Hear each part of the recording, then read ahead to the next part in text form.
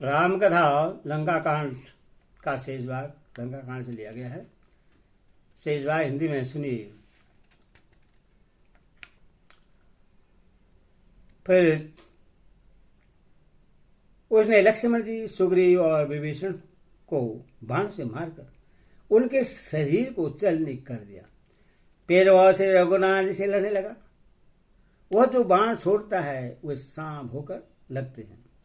जो स्वतंत्र, अनंत एवं अखंड एवं निर्विकार हैं, वे खर के शत्रु श्री राम जी लीला से नागपाश के बस में हो गए, उससे बच गए। श्री राम जी सदा स्वतंत्र एक आदित्य भगवान है। वे नट की तरह अनेक प्रकार के दिखावटी चरित्र करते हैं।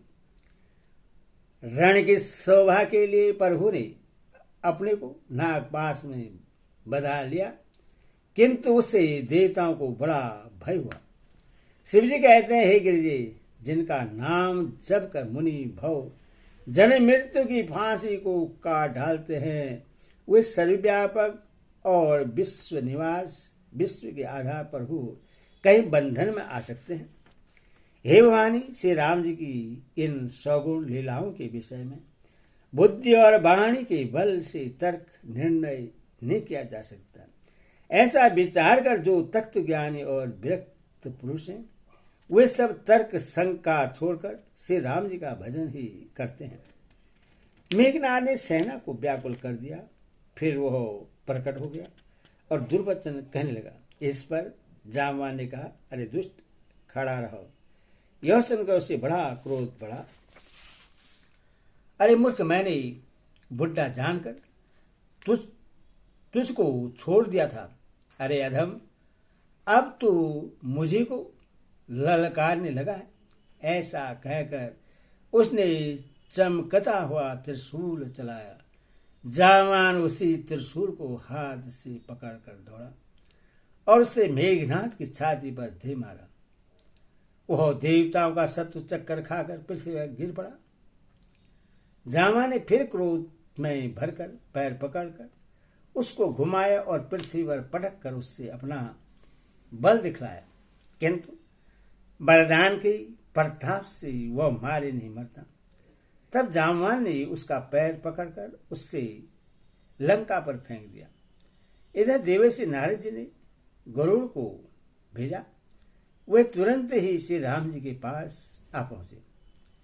पक्षीराज गरुड़ जी सब माया सर्पों के समूह को पकड़कर खा गए।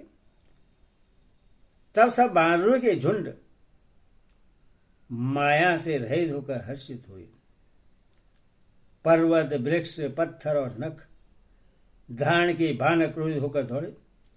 निशाचर विशेष व्याकुल होकर भाग चले और भागकर किले पर चढ़ गए। मेघनाद की मूर्छा छूटी। तब पिता को देखकर उससे बड़ी शर्म लगी। मैं अजय होने को यज्ञ करूंगा, ऐसा मन में निश्चय करके वह तुरंत श्रेष्ठ पर्वत की गुफा में चला गया। यहाँ विभीषण ने यह सलाह विचारी और श्री राम जी से कहा, हे अतुलनीय बलवान उदार प्रभु, देवताओं को सताने वाला दुष्ट मायावी मेघनाद और पवित्र यज्ञ कर रहा है। हे प्रभु, यदि वह यज्ञ सिद्ध हो पाएगा तो हे नाथ, फिर मेघनाद जल्दी जीता न जा सकेगा। यह सुनकर श्री रघुनाथ जी ने बहुत सुख माना और अंगदादि बहुत से वानरों को बुलाया और कहा, हे भाइयों, सब लोग लक्ष्मण के साथ जाओ और जाकर यज्ञ को विध्वंस करो। हे लक्ष्मण, संग्राम में तुम उससे मारना। देवताओं को भय भी देकर मुझे बड़ा दुख है। हे भाई सुनो, उसको ऐसे बल और बुद्धि के उपाय से मारना जिससे निशाचर का नाश हो। हे जामान, सुग्रीव और विभीषण, तुम तीनों जने सेना समेत इनके साथ रहना। इस प्रकार जब श्री रघुवीर ने आज्ञा दी तब कमर में तरकस कसकर और धनुष सजाकर चढ़ाकर रणधीर लक्ष्मण जी ने प्रभु के प्रताप को हृदय में धारण करके मेघ के समान गंभीर वाणी बोले, यदि मैं आज उससे बिना मारे आऊं तो श्री रघुनाथ जी का सेवक न कहलाऊं। यदि सैकड़ों शंकर भी उसकी सहायता करे तो भी श्री रघुवीर की दुहाई है, आज मैं उसे मार ही डालूंगा। श्री रघुनाथ जी के चरणों में सिर नभाकर शेषावतार श्री लक्ष्मण जी तुरंत चले। उनके साथ अंगद, नील, मयद, नल और हनुमान आदि उत्तम योद्धा थे।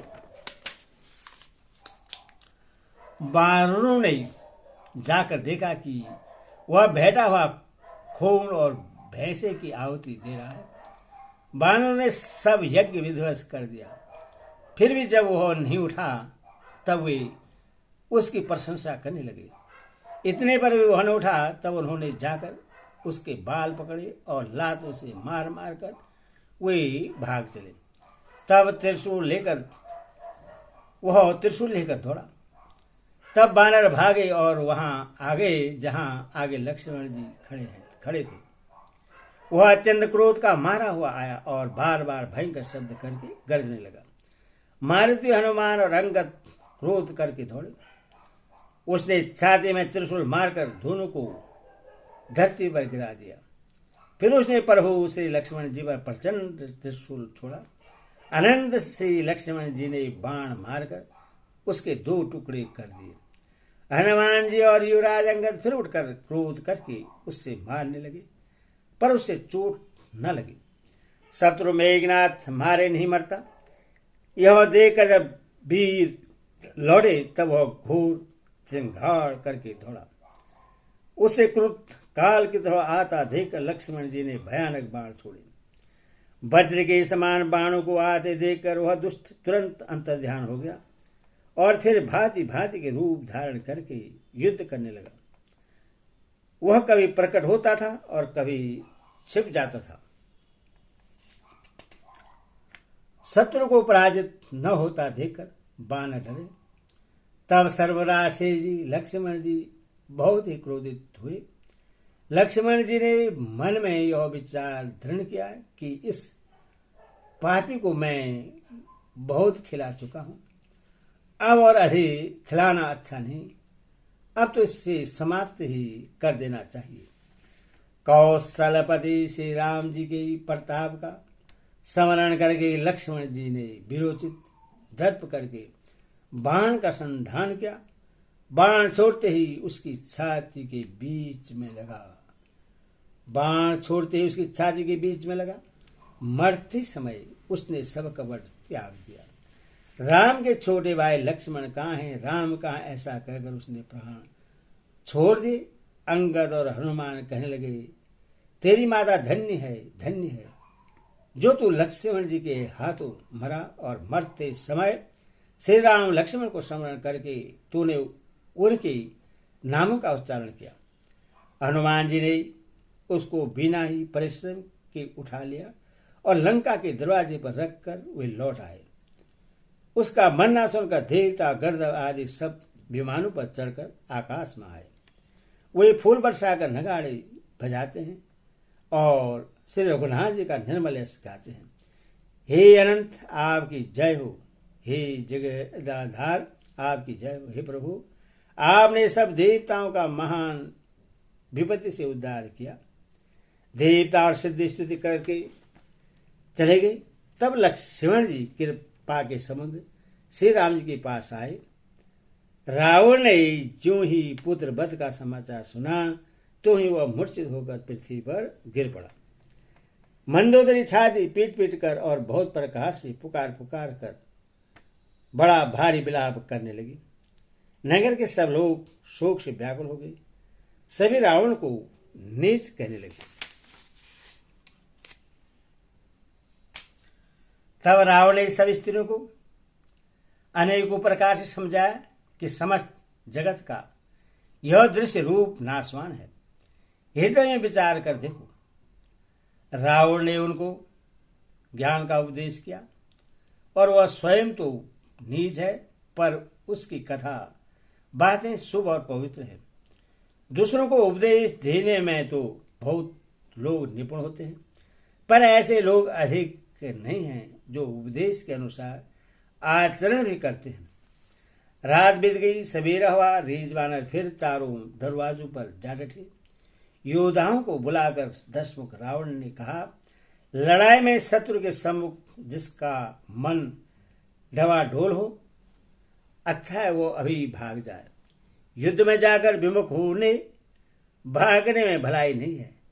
मैंने अपनी भुजाओं की बल पर बैर बढ़ाया है। जो शत्रु चढ़ाया है उसको मैं अपने ही उत्तर दे दूंगा।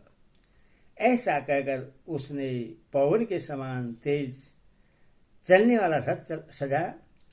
सारे जुझाऊ लड़ाई की बाजी बजने लगे। सब अतुलनीय बलवान वीर ऐसे चले मानो काजल की आधी चली हो। उस समय असंख्य अशकुन होने लगे, पर अपनी भुजाओं के बल का बड़ा गर्व होने से रावण उन्हें गिनता नहीं है। अत्यंत गर्व के कारण वह शकुन और शकुन का विचार नहीं करता। हथियार हाथों से गिर रहे हैं, योद्धा रथ से गिर पड़ते हैं, घोड़े हाथी सांस छोड़कर चिघाड़ते हुए भाग जाते हैं। सियार गीद कौवे गधे शब्द कर रहे हैं, बहुत अधिक कुत्ते बोल रहे हैं। उल्लू ऐसे अत्यंत भयानक शब्द कह रहे हैं मानो काल के दूध हो, मृत्यु का संदेशा सुन रहे हो।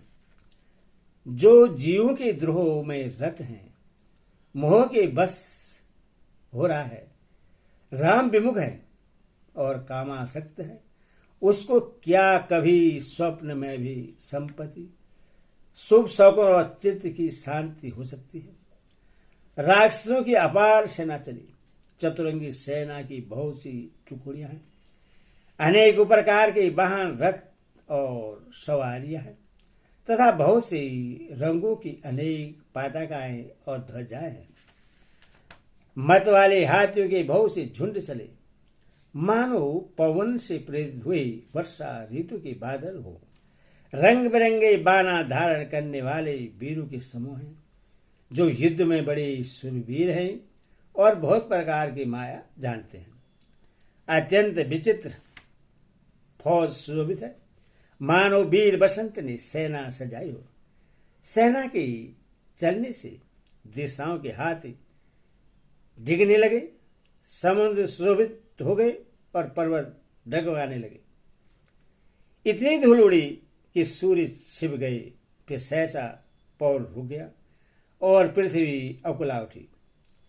ढोल और नगाड़े भीषण ध्वनि से बज रहे हैं, जैसे प्रलय काल के बादल गरज रहे हों।